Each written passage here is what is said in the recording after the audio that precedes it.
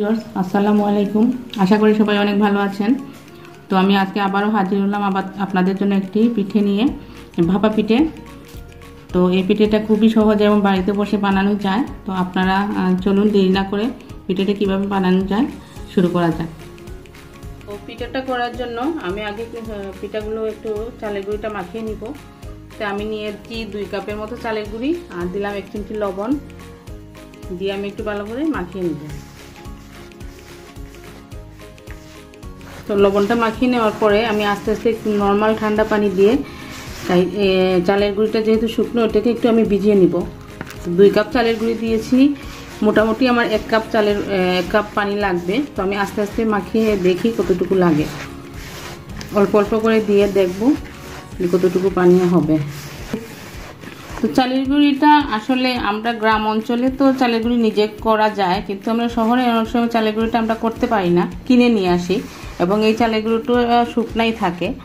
তো আমি 2 কাপের জন্য 1 কাপের মতো পানি নিয়ে এটাকে মাখিয়েছি। একটু ভিজা এরকম হবে, যে শুকনাও থাকবে আবার একটু মাখা মাখা। চালের গুঁড়িটা একদম ভিজে যাবে না, আবার হালকা ভিজা থাকবে।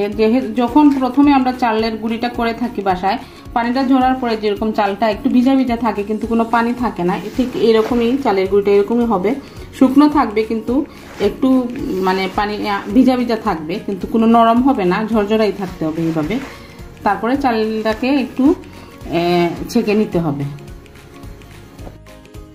তো আমার চালের গুঁড়িটা হয়ে গিয়েছে, পারফেক্ট হয়েছে। কিভাবে বুঝবেন?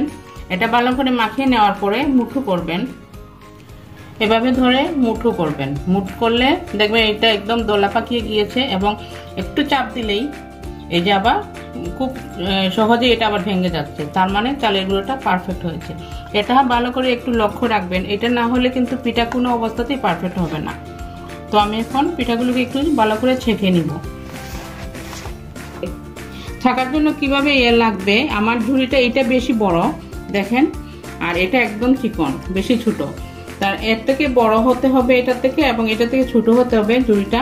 তো সেরকম আমার কাছে নাই, সেই জন্য আমি চামিচের সাহায্যে আমি এই চালের গুঁড়োগুলো করে নিচ্ছি। আপনাদের সুবিধার জন্য এটা দেখিয়ে দিলাম। আপনারা যখন বাজার থেকে কিনবেন তো একটু বুঝে কিনবেন, মিডিয়াম সাইজের যাতে ফাঁকগুলো থাকে এরকম কিনে নিলে চালের গুঁড়োটা করতে আপনাদের সুবিধা হবে। এটা কি জন্য করা, যাতে কোনো জায়গায় যদি একটু চালের গুঁড়ো দলা পাকিয়ে থাকে তাহলে ওটাই পিঠাটা ভেঙে যাবে, সেই জন্য করা। তো আমি এগুলো একটু করে নিচ্ছি, সবগুলো চালের গুঁড়ো একটু ছেঁকে নিচ্ছি, যাতে কোনো অবস্থা কোনো দিকে একটু দলা পাকিয়ে না থাকে, সেই জন্য।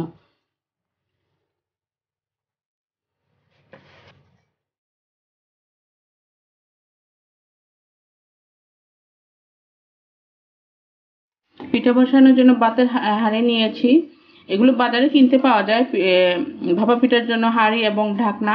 তো আমি সবাই হয়তো একটা পিঠা বানানোর জন্য কিনতে যাবেন, তাই আমি আপনাদের সুবিধার্থে আমি বাতের হাঁড়িতে করে দেখিয়ে দিচ্ছি। এরকম বাতের হাঁড়ি তো সবারই থাকে বাসায়, তো ওইটার মধ্যে আমি বসিয়ে দেখাচ্ছি।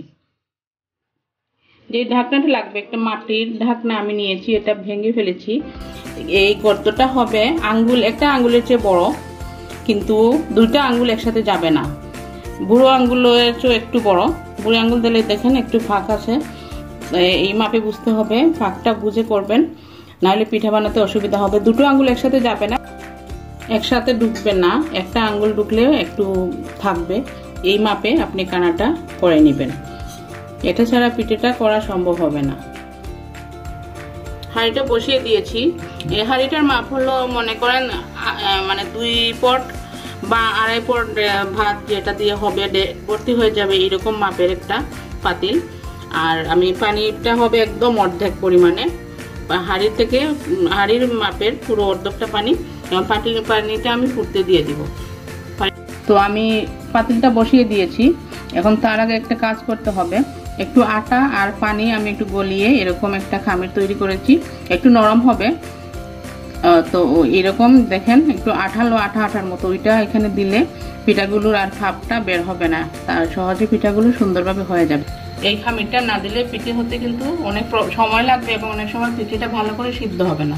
তাই আমি একটু আটা দিয়ে এটা আগে এই যে ঢাকনা আর পাতিলের মাছ বরাবর এটা একটু লাগিয়ে দিচ্ছি।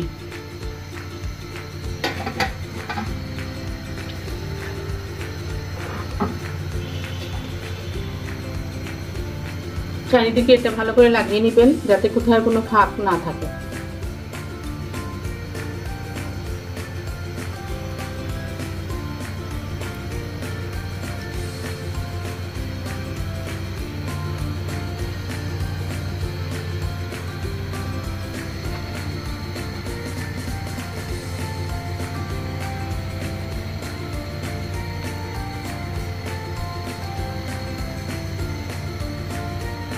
তো আমার লাগানোটা হয়ে গিয়েছে, এখন পানিটাও ফুটুক আস্তে আস্তে এবং এই খামিরটাও একটু শক্ত হতে থাকুক, তারপরে আমি পিঠেটা দিব। পানিটা ভালো করে ফুটে উঠুক। উপকরণ হলো গুড়, নারিকেল আর চালের গুঁড়িটাই। তো গুড় নিয়েছি আমি একটা বাটিতে, কিছুটা নারিকেল কুচি নিয়েছি, নারিকেলটা কুড়িয়ে নিয়েছি, আর নিয়েছি এই যে চালের গুঁড়ি যেটা করেছি আমি আগে। এখন এই চালের গুঁড়ি যেটা আমি ভিজিয়ে ছেঁকে নিয়েছিলাম সেই চালের গুঁড়িটা, এবং এই সাইজের একটা বাটি লাগবে পিঠের জন্য। মোটামুটি এরকম বাটিটা, যে আমরা যেরকম মানে ফ্রুট সেটের বাটি যেগুলো, এগুলোর মধ্যে একটু ছোটো সাইজের বাটি, স্টিলের হলে ভালো হয় বাটিটা, তাহলে ভেঙে যাওয়ার সম্ভাবনাটা কম থাকে। এরকম একটা বাটি নিয়ে নেবেন, অথবা প্লাস্টিকের হলেও হবে। সাইজটা দেখেন এরকমই হবে, ফ্রুট সেটের বাটির মধ্যে সবচেয়ে ছোটো যে সাইজ সেই সাইজের। এখন আমি পিঠেগুলোর জন্য এগুলো মানে পিঠে তৈরি করার জন্য এটা বাটিতে ভরে নিব চালের গুঁড়া।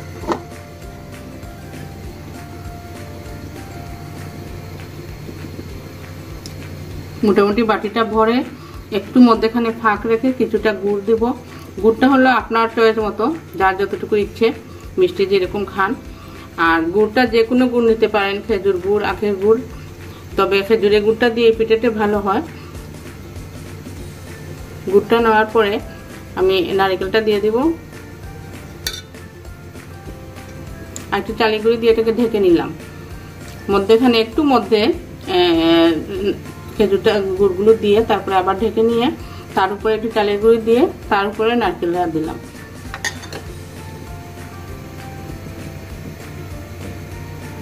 যখন পানিটা ফুটে উঠেছে আমি পিঠার মধ্যে পানিগুলো দিয়ে দিব। আর একটা কাপড় লাগবে, এই কাপড়টা আমাদের দেশে যারা অনেক মশারির যে কাপড়টা আমরা ইউজ করি সাধারণত সেই রকম কাপড়, অথবা এখন আমরা নেটের কাপড় অনেক সময় সেলাই কামিজ বা শাড়ি আছে ইউজ করে থাকি, সেই নেটের কাপড়ের মতো কাপড়টা নিতে হবে। এরকম কাপড়টা আপনারা দেখুন, যে নেটের কাপড় যেটাকে বলে, অথবা মশারির কাপড়। এই কাপড় ছাড়া কিন্তু পিঠেটা হবে না। পিঠেটা দিয়ে দিলাম, পানিটা একদম ফুটে উঠেছে, আমি পিঠেটা দিয়ে দিয়েছি। দিয়ে কাপড়টা খুলে এই যে বাটিটা উঠিয়ে নিব এবং পিঠাটা এখানে বসিয়ে দিব।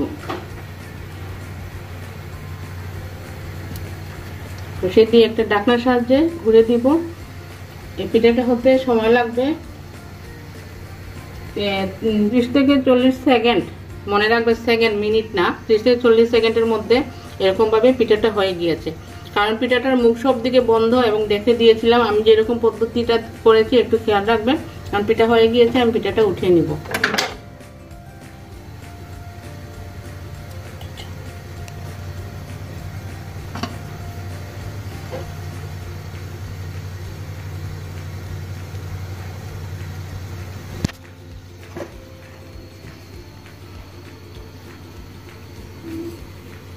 আমি পিঠাটা নামিয়ে নিয়েছি এবং আপনাদের সুবিধার্থে আমি আরেক রকম করে দেখাচ্ছি।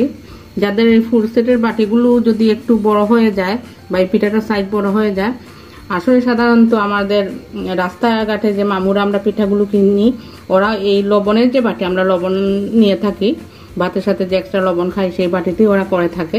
তো আমি এরকম আরেকটা দেখিয়ে দিচ্ছি। এই যে লবণের বাটি, এটা দিয়েও আপনি করতে পারেন। তো আমি ভরে নিচ্ছি পিঠাগুলো। এই যে প্রথমে একদম ভরবেন না, একটু কম ভরে তার মধ্যেখানে গুড়টা দিব, দিয়ে তার উপরে আরেকটু চালের গুঁড়ি দিয়ে দিব।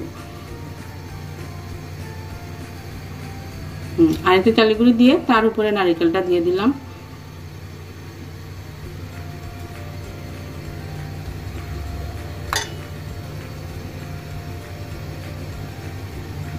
এবং পিঠের পানি যাতে একদম ফুটন্ত পানি থাকে, পানিটা যেন একদম বলক উঠে যায় ভালো করে, তারপরে পিঠেটা দিবেন, না হলে পিঠেগুলো হবে না। এরকম মুড়ে এটাকে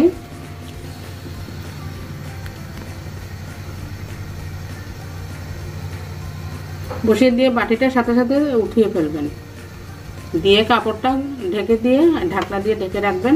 30 থেকে 40 সেকেন্ড লাগবে, এর চেয়ে বেশি সময় লাগবে না।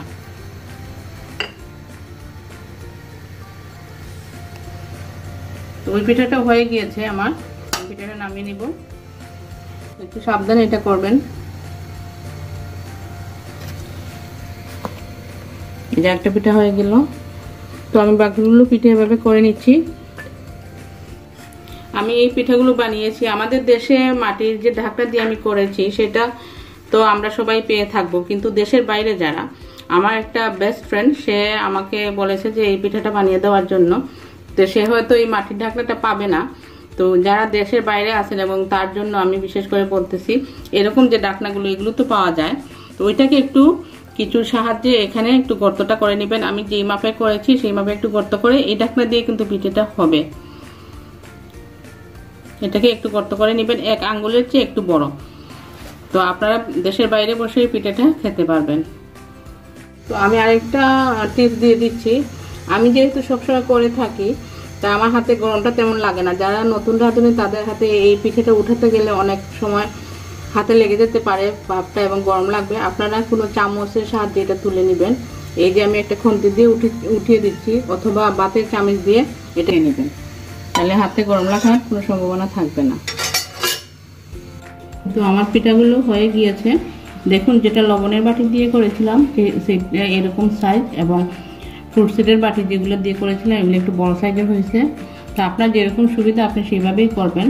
এই পিঠাটা বানানো খুবই সহজ, কিন্তু 2-1টা টিপস আছে। যে কাপড়টা আপনি দেখবেন, আমি দিয়েছি, কাপড়টা ভালো করে ফলো করে নেবেন, এবং হাঁড়িতে যেন কোনো অবস্থাতে ভাপটা বের না হয়, সেই জন্য ভালো করে এটার মুখটা বন্ধ করে দিবেন। তাহলে পিঠাগুলো এমনিতেই খুব সহজেই হয়ে যাবে। আমি একটা পিঠা ভেঙে দেখাচ্ছি। দেখুন, একটা পিঠা এমনিতে ভাঙে নাই, আস্তে আস্তে আছে, এই যে দলা পিঠে আছে, কিন্তু এমনিতে একদম নরম। দেখুন, একটু চাপ দিতে এটা ভেঙে যাচ্ছে পিঠাটা। এই যে পিঠার ভিতরে এখনো গরম রয়েছে পিঠাটা অনেক। এই পিঠাটা বাসায় 2 থেকে 3 দিন রাখতে পারবেন। এভাবে রেখে দিবেন কৌটার মধ্যে, এবং যখন খাবেন এরকম একটু ভাপে গরম পানিটা ফুটিয়ে একটু বসিয়ে দিলে তার উপরে ঢাকনা দিয়ে পিঠাটা গরম হয়ে যাবে। 2-3 দিন সংরক্ষণ করে এই পিঠাটা খাওয়া যাবে। তো আমার পিঠাগুলো তো হয়ে গিয়েছে, দেখতেই পাচ্ছেন খুবই সহজে এই পিঠাটা তৈরি করা যায়। এবং আপনারা যদি একটু পিঠার হাঁড়ি কিনতে পাওয়া যায়, যারা সুবিধা আছে তারা কিনে নেবেন, আর না হলে আমার এই পদ্ধতিটা অবলম্বন করতে পারেন। আর আমার এই রেসিপিটি যদি ভালো লেগে থাকে তাহলে অবশ্যই লাইক করবেন, কমেন্ট দিবেন, এবং আমার চ্যানেলটি সাবস্ক্রাইব করে নেবেন। তো আজকের মতো এ পর্যন্তই। খুদা হাফেজ।